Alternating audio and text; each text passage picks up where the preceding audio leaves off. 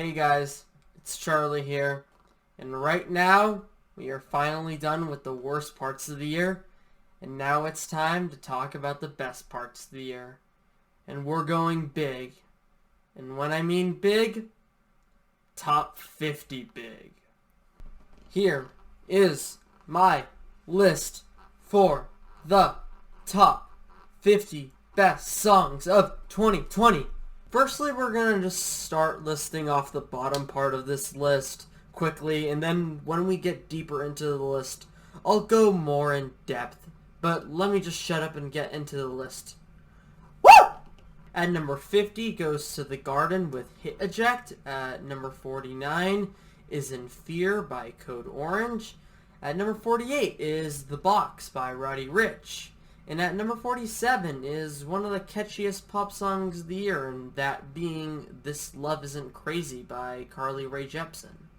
At number 46 is an incredible indie-tronica ballad made by Sufjan Stevens with Tell Me You Love Me. And at number 45 goes to Jumping Coffin by Aesop Rock, one of the most unique sounding rap songs I've heard all year.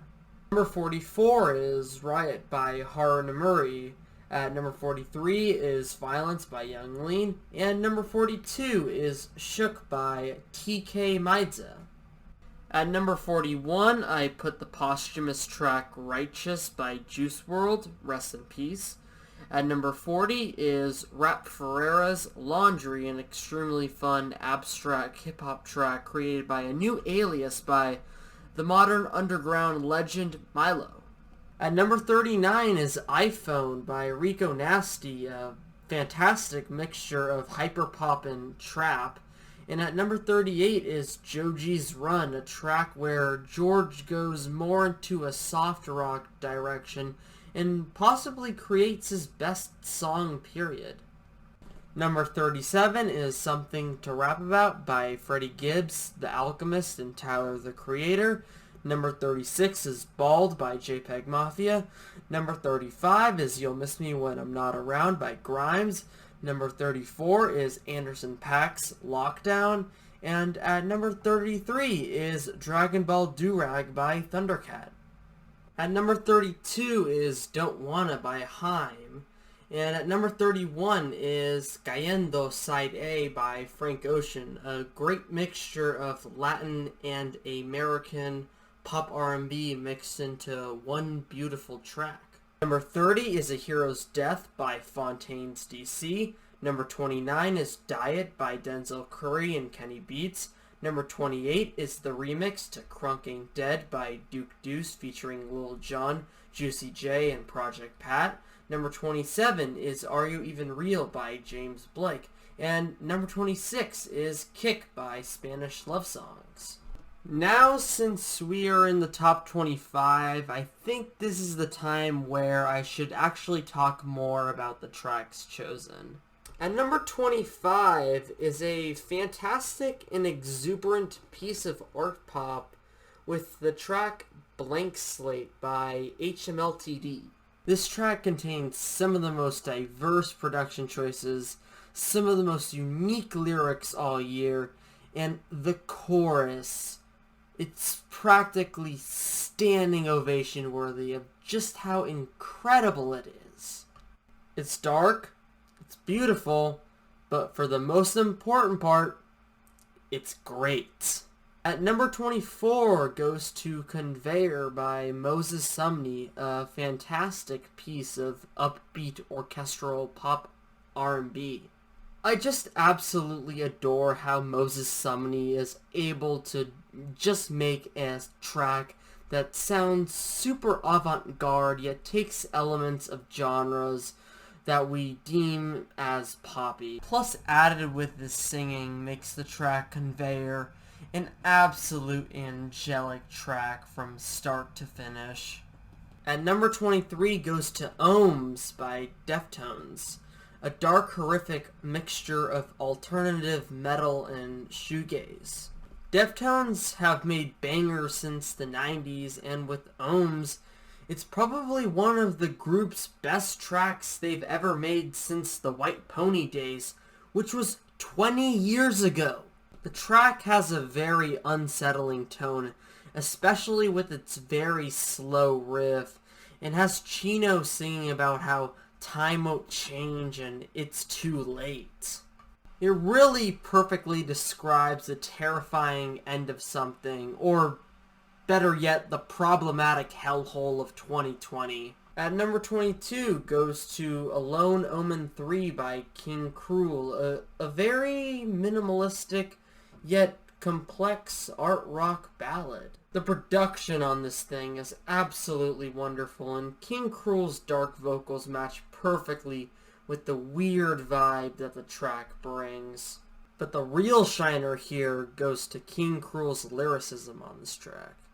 Like, this track is super well written with extremely beautiful yet saddening lyrics. Just overall, another track that shows why I feel like King Cruel is one of the most unique figures in the indie rock scene at the moment.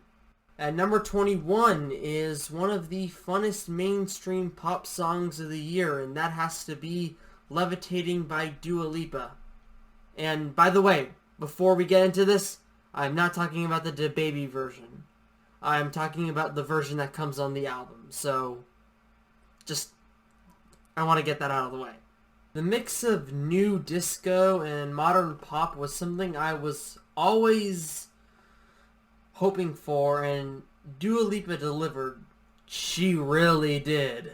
The production has this vintage, almost like spacey feel, and with Dua Lipa's fantastic voice, it just makes you want to sing and dance along at the exact same time.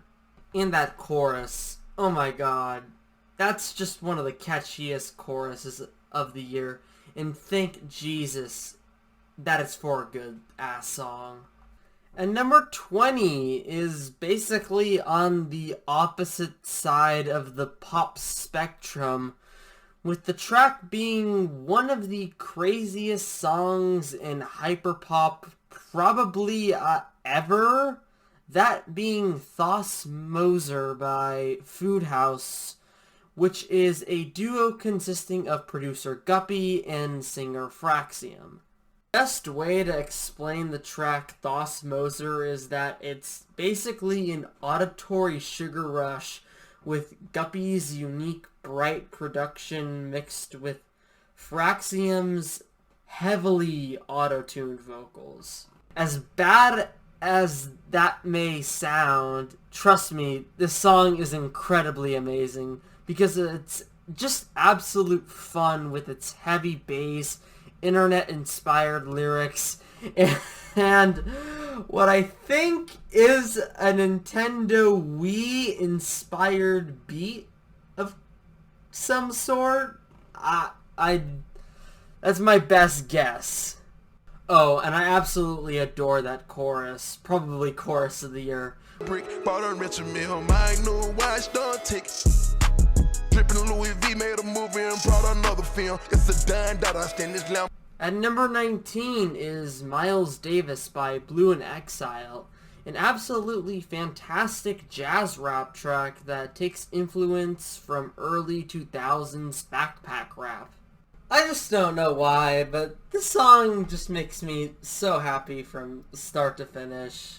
Maybe it's that smooth jazz style beat created by Exile and the mostly happy bars done by Blue that creates almost a relaxing atmosphere. And also, I almost forgot to mention that the flow and lyricism on this thing is incredible to the point where Blue is almost sounding like his younger self. Yeah, that's all I have to say. Check this one out. Number 18 is My Agenda by Dorian Electra, featuring The Village People and Pussy Riot, an absolutely insane mixture of hyperpop and industrial music. Probably the strangest track that is on this list because of its inclusion of The Village People, yes, the same people who made YMCA, and also its very odd lyrical content attached to it. Mention about how their agenda might offend you with their rainbow suspenders and turning frogs homosexual. Nice Alex Jones reference. Really like that.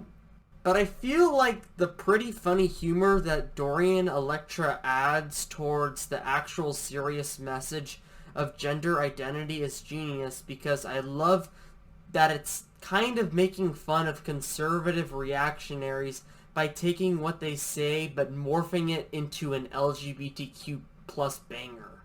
Plus, the production is fantastic and goes hard, and the features do well, especially Pussy Riot with an insane breakdown in the middle of their verse that I absolutely adore. And I'm not even that big of a Pussy Riot fan. At number 17 is Kerosene by Eve Toomer, an incredible track that basically sounds like if Prince went through a goth phase. On this track, Eve Toomer mixes the elements of neo-psychedelia and art rock, like what he did with other tracks on his latest album, Heaven to a Tortured Mind. But on this track in particular, he takes more elements of Marilyn Manson's and The Cure's older music and infuses it with the mixture he already had, and he accidentally creates one of the most unique cases of rock and R&B mixtures. Plus, his singing on this track is so goddamn gorgeous, especially with the chorus. I need kerosene! Songs like Kerosene show that experimentation in music isn't dead. Rather, it's actually getting better. And number 16 is Can't Fight by Leon Lahavas, an amazing combination of sounds that are typically found in neo-soul and singer-songwriter music. This is easily one of the best vocal performances I've heard all year, with her beautiful, passionate vocals hitting high yet low notes perfectly. The lyrical content is very intense and personal, matched with a simple yet catchy melody, which you'd think would make the song terrible, but I think it works perfectly. Because even though the drums and guitar are constantly played throughout the track, it's mainly due to the fact that the main instrument in Can't Fight is kind of Leanne's voice, because she's a goddamn powerhouse.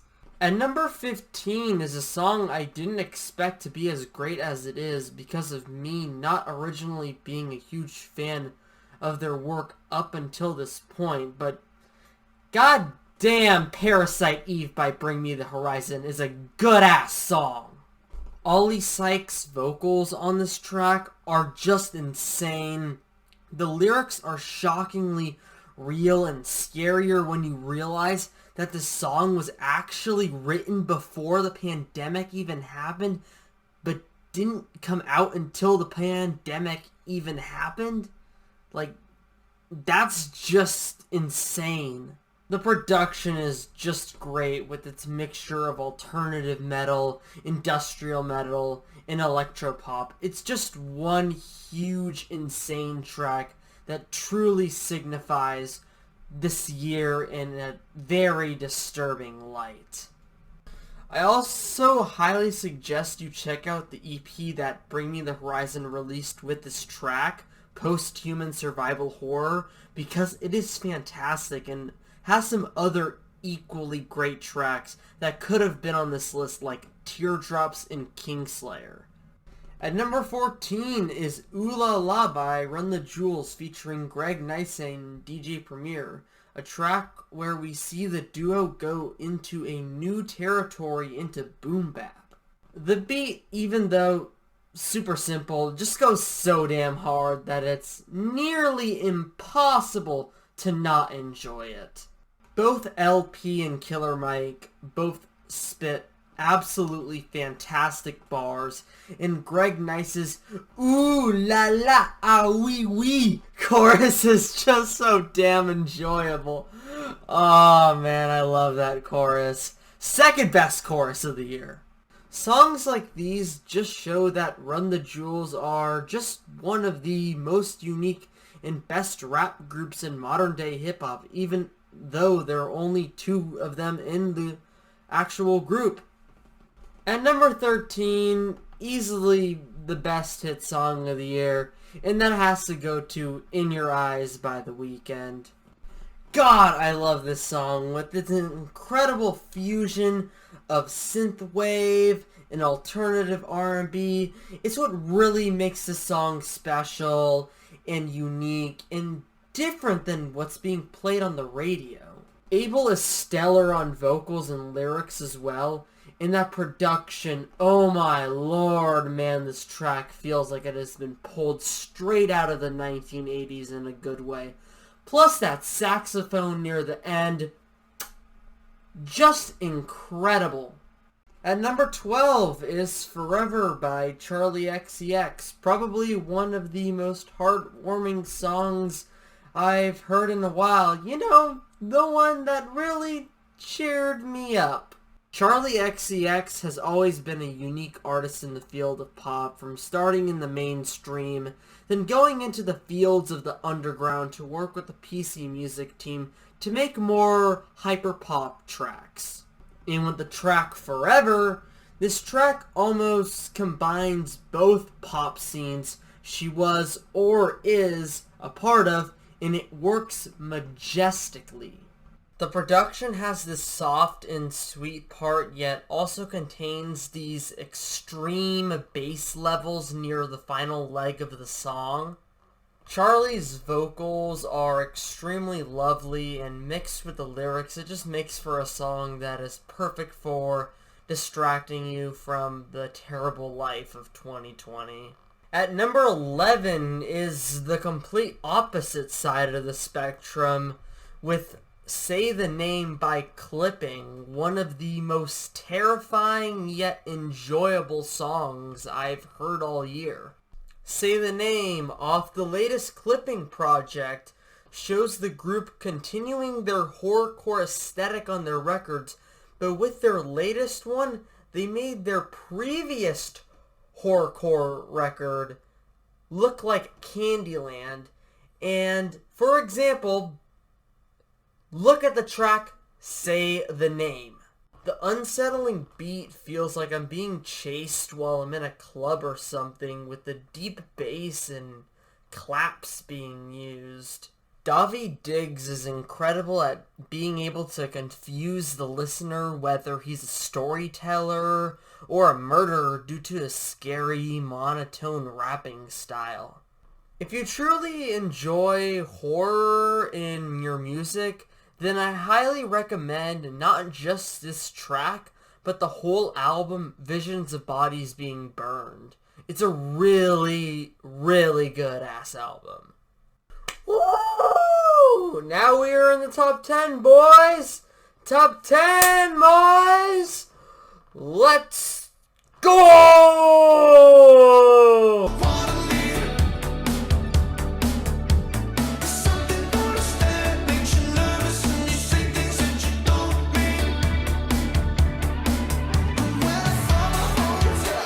Sorry for accidentally breaking your eardrums, but our number 10 spot is easily one of the most underrated songs of the year, and that has to easily be My High by Disclosure featuring Amine and Slowthai.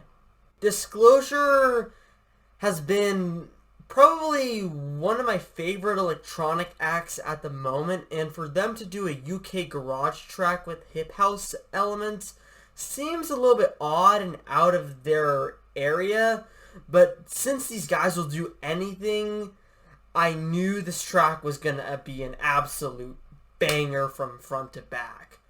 But not go this hard! The beat just makes me want to get out of my chair and start dancing. And I hate dancing. Also, both Amine and Slowthai dropped some of the best verses they've ever dropped. Why aren't people talking about this track that often? It's incredible! And probably one of the best songs Disclosure have ever dropped. At number 9, speaking of danceable tracks, is On the Floor by Perfume Genius, an exuberant piece of art pop. The production is lush. Mike's vocals are full of stressed out emotion. The lyrical content is beautifully written. Like there was tons of emotional spirit going into the writing process.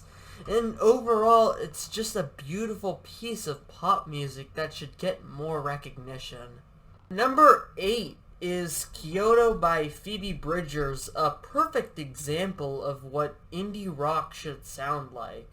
I'm not gonna say much because this track honestly works more in the context of the record, but goddamn, Cayendo has great production, fantastic storytelling, and amazing singing, but man, it definitely is really a personal track, even with its more silly lines attached to it. But goddamn, Cayendo is probably the indie rock track of the year. At number 7 is Excess by Rina Sawayama, a song that talks about the controversies about capitalism and consumerism in a very unique fashion. I absolutely adore how the topics of the song are brought up in an upbeat song, like you'd expect it to be like a braggadocious song, yet my girl Rina flips it on ya.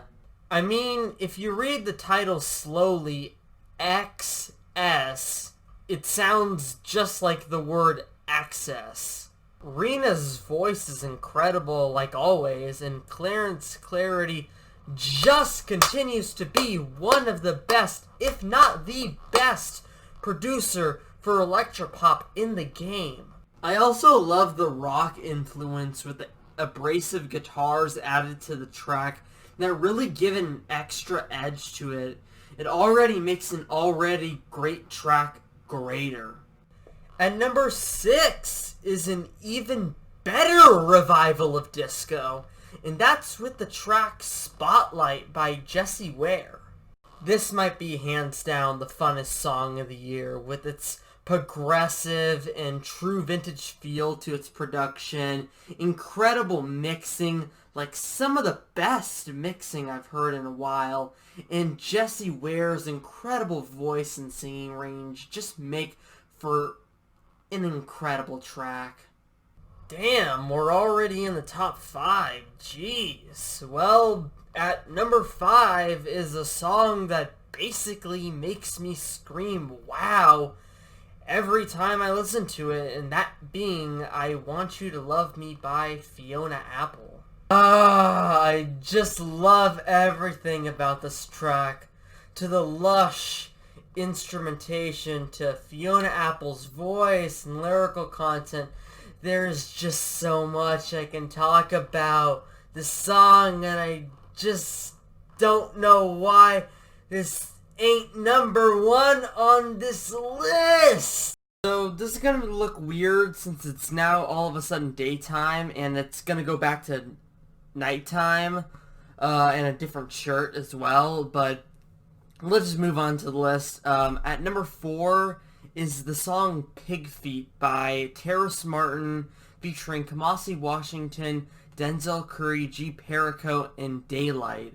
A song that talks about the struggles of Black America due to the constant rise of police brutality. The whole track is just one amazing jazz rap ensemble with Denzel, G. Perico, and Daylight rapping while the rest are producing this crazy jazz beat. Honestly, man, it's just such a great track that actually takes down the message instead of just hype writing it. So yeah, Pig Feet, rap song of the year.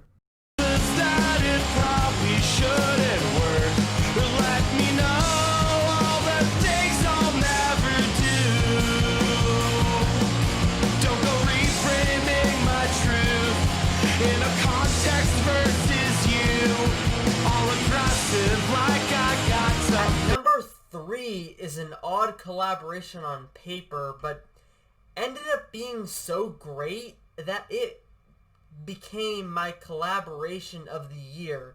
And that is The Pink Phantom by Gorillaz featuring Black and Elton John.